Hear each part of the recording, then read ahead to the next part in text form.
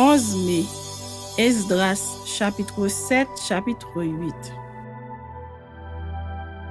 Après ces choses, sous le règne d'Artaxerxès, roi de Perse, vint Esdras, fils de Seraja, fils d'Azaria, fils de Hilkija, fils de Shalum, fils de Sadoc, fils d'Achitub, fils d'Amaria, fils d'Azaria, fils de Merajot, fils de Zérakja, fils d'Uzi, fils de Buki, fils d'Abishuia, fils de Phiné, fils d'Éléazar, fils d'Aaron, le souverain sacrificateur. Cet Esdras vint de Babylone. C'était un scribe versé dans la loi de Moïse, donnée par l'Éternel, le Dieu d'Israël. Et comme la main de l'Éternel, son Dieu, était sur lui, le roi lui accorda tout ce qu'il avait demandé. Plusieurs des enfants d'Israël, des sacrificateurs et des Lévites, des chantres, des portiers et des Néthiniens vinrent aussi à Jérusalem la 7e année du roi Artaxerxès. Esdras arriva à Jérusalem au 5e mois de la 7e année du roi. Il était parti de Babylone le 1er jour du 1er mois et il arriva à Jérusalem le 1er jour du 5e mois, la bonne main de son Dieu étant sur lui. Quand Esdras avait appliqué son cœur à étudier et à mettre en pratique la loi de l'Éternel et à enseigner au milieu d'Israël les lois et les ordonnances. Voici la copie de la lettre donnée par le roi Artaxerxès à Esdras, sacrificateur et scribe, enseignant les commandements et les lois de l'Éternel concernant Israël. Artaxerxès, roi des rois, à Esdras, sacrificateur et scribe, versé dans la loi du Dieu des cieux, etc. J'ai donné ordre de laisser aller tous ceux du peuple d'Israël, de ses sacrificateurs et de ses lévites qui se trouvent dans mon royaume et qui sont disposés à partir avec toi pour Jérusalem. Tu es envoyé par le roi et ses 7 conseillers pour inspecter Juda et Jérusalem d'après la loi de ton Dieu, laquelle est entre tes mains, et pour porter l'argent et l'or que le roi et ses conseillers ont généreusement offert au Dieu d'Israël dont la demeure est à Jérusalem. Tout l'argent et l'or que tu trouveras dans toute la province de Babylone et les dons volontaires faits par le peuple et les sacrificateurs pour la maison de leur Dieu à Jérusalem, en conséquence, tu auras soin d'acheter avec cet argent des taureaux, des béliers, des agneaux et ce qui est nécessaire pour les offrandes et les libations, et tu les offriras sur l'autel de la maison de votre Dieu à Jérusalem. Vous ferez avec le reste de l'argent et de l'or ce que vous jugerez bon de faire, toi et tes frères, en vous conformant à la volonté de votre Dieu. Dépose devant le Dieu de Jérusalem les ustensiles qui te sont remis pour le service de la maison de ton Dieu. Tu tireras de la maison des trésors du roi ce qu'il faudra pour les autres dépenses que tu auras à faire concernant la maison de ton Dieu. Moi, le roi Artaxerxès, je donne l'ordre à tous les trésoriers de l'autre côté du fleuve de livrer exactement à Esdras, sacrificateur et scribe, versé dans la loi du Dieu des cieux, tout ce qu'il vous demandera jusqu'à 100 talents d'argent, 100 crosses de froment, 100 battes de vin, 100 battes d'huile et du sel à discrétion.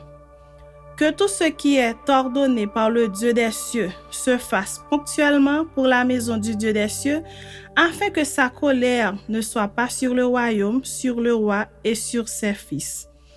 Nous vous faisons savoir qu'il ne peut être levé ni tribut, ni impôt, ni droit de passage sur aucun des sacrificateurs, des lévites, des chantres, des portiers, des Néthiniens et des serviteurs de cette maison de Dieu. Et toi, Esdras, selon la sagesse de Dieu que tu possèdes, établis des juges et des magistrats qui rendent la justice à tout le peuple de l'autre côté du fleuve, à tous ceux qui connaissent les lois de ton Dieu, et fais-les connaître à ceux qui ne le connaissent pas. Quiconque n'observera pas ponctuellement la loi de ton Dieu et la loi du roi sera condamné à la mort, au bannissement, à une amende ou à la prison. Béni soit l'Éternel, le Dieu de nos pères, qui a disposé le cœur du roi à glorifier ainsi la maison de l'Éternel à Jérusalem, et qui m'a rendu l'objet de la bienveillance du roi, de ses conseillers et de tous ses puissants chefs, fortifiés par la main de l'Éternel, mon Dieu, qui était sur moi. J'ai rassemblé les chefs d'Israël afin qu'ils partissent avec moi. Chapitre 8.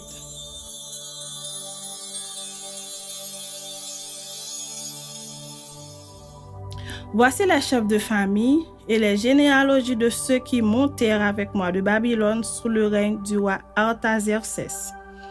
Des fils de Phiné, Gershon, des fils d'Ithamar, Daniel, des fils de David, Hattush, des fils de Shekania, des fils de Paréoc, Zacharie et avec lui 150 mâles enregistrés, des fils de Pachat Moab, El-Joénaï, fils de Zirakja, et avec lui 200 mâles. Des fils de Shekania, le fils de Jacaziel, et avec lui 300 mâles. Des fils d'Adin, Ebed, fils de Jonathan, et avec lui 50 mâles. Des fils d'Élam, Esaïe, fils d'Atalia, et avec lui 70 mâles.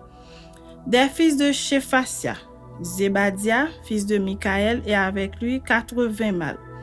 Des fils de Joab, Abdias, fils de Jéel, et avec lui 118 mâles. Des fils de Shélomith, le fils de Josiphia, et avec lui 160 mâles. Des fils de Bébaï, Zacharie, fils de Bébaï, et avec lui 28 mâles. Des fils d'Azgad, Jochanan, fils d'Akatan, et avec lui 110 mâles. Des fils d'Anonikam, les derniers, dont voici les noms: Eliphélet, Jéhiel et Shemaéja, et avec eux 60 mâles. Des fils de Bigvaï, Utsaï et Zabud, et avec eux 70 mâles. Je les rassemblai près du fleuve qui coule vers Ahava, et nous campâmes là 3 jours. Je dirigeai mon attention sur le peuple et sur les sacrificateurs, et je ne trouvai là aucun des fils de Lévi.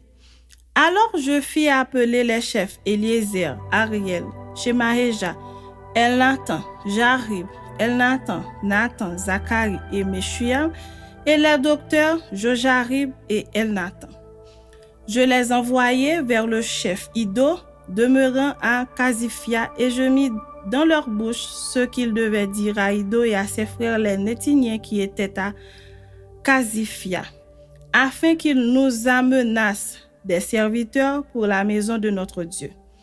Et comme la bonne main de notre Dieu était sur nous, ils nous amenèrent Chérébia, homme de sens d'entre les fils de Machli, fils de Lévi, fils d'Israël, et avec lui ses fils et ses frères au nombre de 18.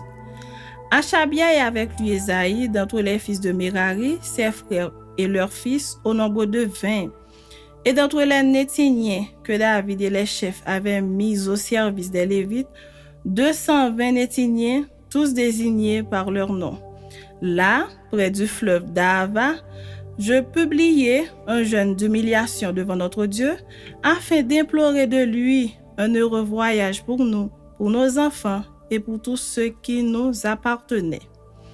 J'aurais eu honte de demander au roi une escorte et des cavaliers pour nous protéger contre l'ennemi pendant la route, car nous avions dit au roi: la main de notre Dieu est pour leur bien sur tous ceux qui le cherchent, mais sa force et sa colère sont sur tous ceux qui l'abandonnent. C'est à cause de cela que nous jeûnâmes et que nous invoquâmes notre Dieu, et il nous exauça. Je choisis 12 chefs des sacrificateurs, Chérébia, Achabia et 10 de leurs frères. Je pesai devant eux l'argent, l'or et les ustensiles, donnés en offrande pour la maison de notre Dieu par le roi, ses conseillers et ses chefs, et par tous ceux d'Israël qu'on avait trouvés. Je remis entre leurs mains 650 talents d'argent, des ustensiles d'argent pour 100 talents, 100 talents d'or, 20 coupes d'or valant 1000 darics, et 2 vases d'un bel airain poli aussi précieux que l'or. Puis je leur dis: vous êtes consacrés à l'Éternel. Ces ustensiles sont des choses saintes, et cet argent et ce tord sont une offrande volontaire à l'Éternel, le Dieu de vos pères. Soyez vigilants et prenez cela sous votre garde, jusqu'à ce que vous le pesiez devant les chefs des sacrificateurs et les Lévites, et devant les chefs de la famille d'Israël, à Jérusalem, dans les chambres de la maison de l'Éternel. Et les sacrificateurs et les Lévites reçurent au poids l'argent, l'or et les ustensiles pour les porter à Jérusalem dans la maison de notre Dieu. Nous partîmes du fleuve d'Ahava pour nous rendre à Jérusalem le 12e jour du premier mois. La main de notre Dieu fut sur nous et nous préserva des attaques de l'ennemi et de toute embûche pendant la route. Nous arrivâmes à Jérusalem et nous nous y reposâmes 3 jours. Le 4e jour, nous pesâmes dans la maison de notre Dieu l'argent, l'or et les ustensiles que nous remîmes à Mérémoth, fils d'Uri, le sacrificateur. Il y avait avec lui Éléazar, fils de Phiné, et avec eux les Lévites, Josabat, fils de Josué, et Noadia, fils de Binui. Le tout ayant été vérifié, soit pour le nombre, soit pour le poids, on mit alors par écrit le poids du tout. Les fils de la captivité revenus de l'exil offrirent en holocauste au Dieu d'Israël 12 taureaux pour tout Israël, 96 béliers, 77 agneaux et 12 boucs comme victimes expiatoires, le tout en holocauste à l'Éternel. Ils transmirent les ordres du roi aux satrapes du roi et aux gouverneurs de ce côté du fleuve, lesquels honorèrent le peuple et la maison de Dieu.